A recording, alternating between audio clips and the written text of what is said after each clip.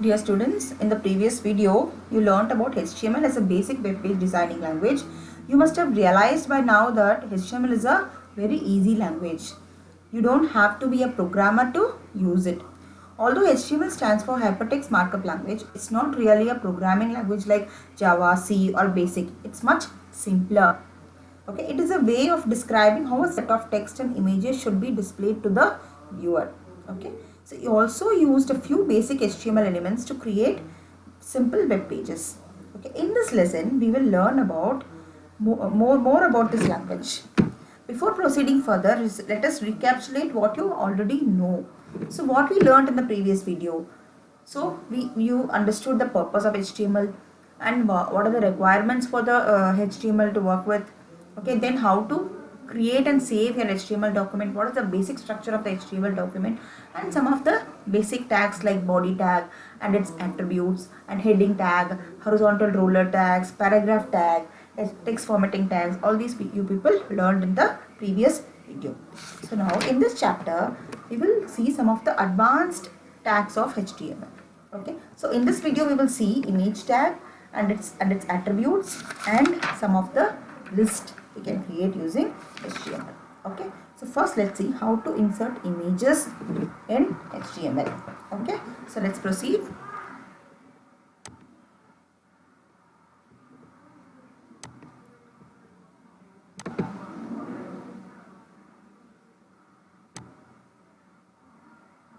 Okay, so already you know the basic structure of HTML, right? It has two sections, head section and body section. Head section consists of title, body section consists of content of the web page. Okay children? Okay, now let's see how to create images. Okay, so image can be created using the image tag. Okay children, so which is what is an image tag? img. Okay, it has some set of attributes. Okay, what are they? Let's see first. Okay, so for example, first one is source attribute. So source attribute is important to specify the source of the image. For example, name of the image. Okay, as you already know how to set the background image, as I told you already, the background image which you are going to set in your HTML page, you have to paste it in the folder where your HTML files are there. Okay, even for the image you want to display in the web page, the image which you are going to use is to be placed in the folder where your HTML file is there. Okay, so here I have used roast.jpg. This roast.jpg should be in the folder where my HTML file is there. See, the roast.jpg is there. So whichever image you wanted to use in your web page, that image should be in the folder where your HTML file is existing. Okay children, so let's go back to the notepad file. Okay, so first one you see, there are some more attributes to enhance the look of the image. Okay, first is source that is important to display image, that is required. Without other attributes your image tag will work, but without source attribute it will not work. Next is the alt attribute. Alt means alternate. Okay, for example, if your web page doesn't be able to show the image, if the image is not existing or image format is not existing, okay, that time this alternate text will be displayed in place of the image, that is alt attribute is used. Okay, it will display you rows. So I have mentioned alt is equal to rows. So instead of, if the image is not present in that particular file, the text will be displayed. Okay, next, height of the image, then width of the image.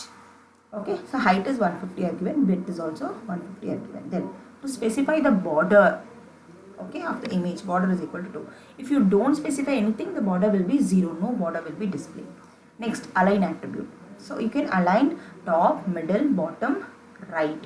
Okay, by default it will be left aligned. Next is head space, V space. Head space for horizontal space, V space for vertical space. Okay, so now let's see one by one. In the second image I have shown align is equal to middle. Third one I have said align is equal to bottom. Fourth one I said align is equal to right. Okay, so what it will align? It will align the text top, middle, bottom and right. Text near that particular image. What is the text nearby the image? The first one you see. This text is top aligned. So this text will be top aligned near the image. Next, this text is middle aligned. This text will be middle aligned in the after the second image. This text will be bottom. Next, other text which is near that bottom image will be displayed in the bottom. Next what? Right and then left. So this paragraph will be displayed right to the image. The next paragraph will be displayed to the left of the image.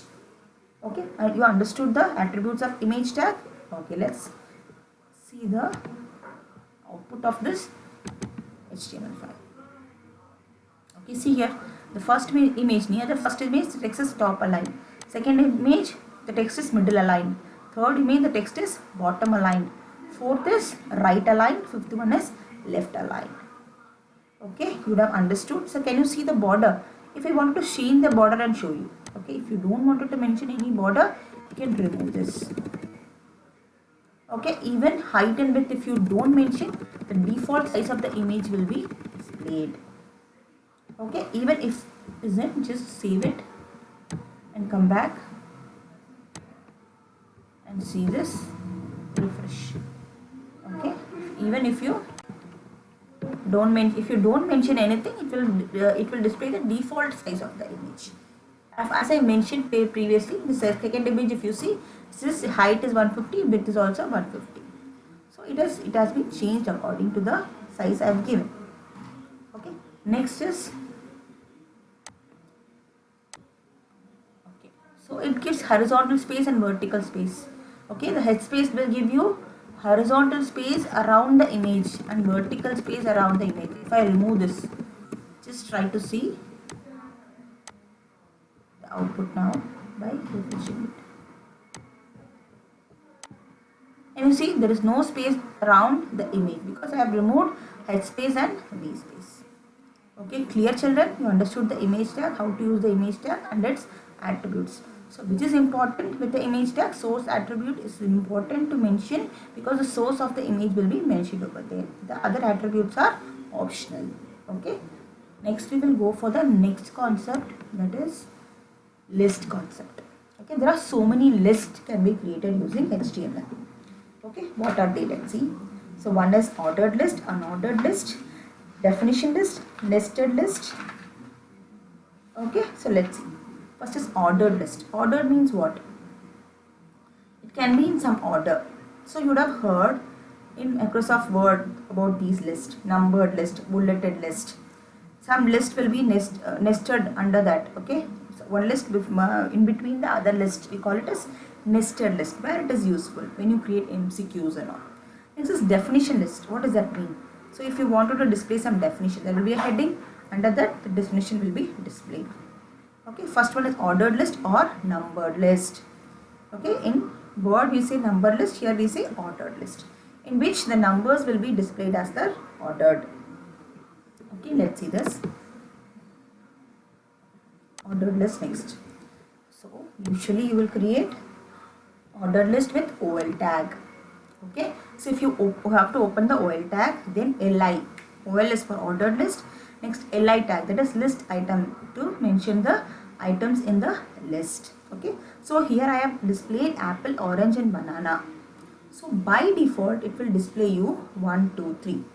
If you wanted to change it, if you wanted to display Roman numeral, or if you wanted to mention the Roman numeral in small letters, or if you want to display ABCD capital or small, anything can be possible by an attribute type. Okay, with OL tag. So this will be by default. If you wanted to change the type, you have to change it. Type is equal to I, type is equal to small I, type is equal to A, type is equal to A. Now see the start attribute. So if you wanted to start the list from in between, okay, you're starting from A, but it should be from 4. That means A, B, C, D. It will start from E.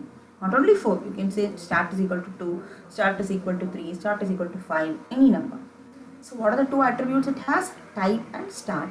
By default it will display 1, 2, 3, 4. If you wanted to change it, you have to use the type attribute to mention the order. Okay. So and you can use one more attribute, start attribute, to mention where should it start from. Okay. Let's see the output of ordered list. Can you see? First one was default 1, 2, 3. Second one was Roman numeral capital. Third one was small. Then ABC. Then we started from 4. So it started from D, E, D. Then E, then F. Okay. So let's go to the next one, that is unordered list. By the name, what you understand? The unordered list is bulleted list. Okay, children, bulleted list. That is not numbers, some symbols. Okay, so let's open this. Some symbols are used to mention the list. For example, you have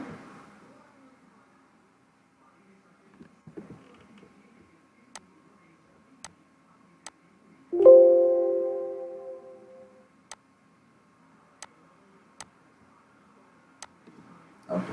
Now let's see this. Same way, we'll start from UL tag.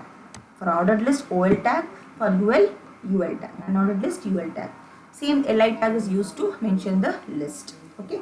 The first one is for by default. Okay. By default, it will give you the dot. Next one, we can mention using the type attribute. Square shaped dot. Next one, circle shaped dot. Okay. So let's see the output. Only one attribute, that is type attribute, can be used with the UL tag. Okay. So let's see the output of unordered list. Okay. First one we have dot. Second one square shaped dot. Third one is a circle. Okay. Clear, children? Now let's go to the next one, that is definition list. What is this definition list? So it has to display the definition. Okay, children, definition means, for example, a title will be there and a definition of it will be there. Okay, so see here, it has to start from DL tag, that is definition list. Then there will be a heading that we call it as DT tag. Under the DT tag, that is definition term. Okay, see, can you see DT? So why we specified B tag here? To make the heading bold. Okay, so next is a definition of apple. Next, orange, DT. Then definition will be displayed in DD tag, data description. Okay, then one more, banana, and its description. Finally, you have to close the DL tag. Okay, shall we see the output of this also? Okay, so see the output here. Just double click this, and you see the output, a heading and its definition. There is a space in front like a paragraph. Okay, so now let's move to the nested list. Okay, shall we open this nested list?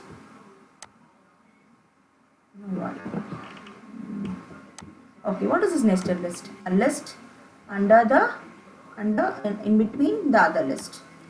Okay, or sub list we can say. Okay, so now for example, where it is used, just see.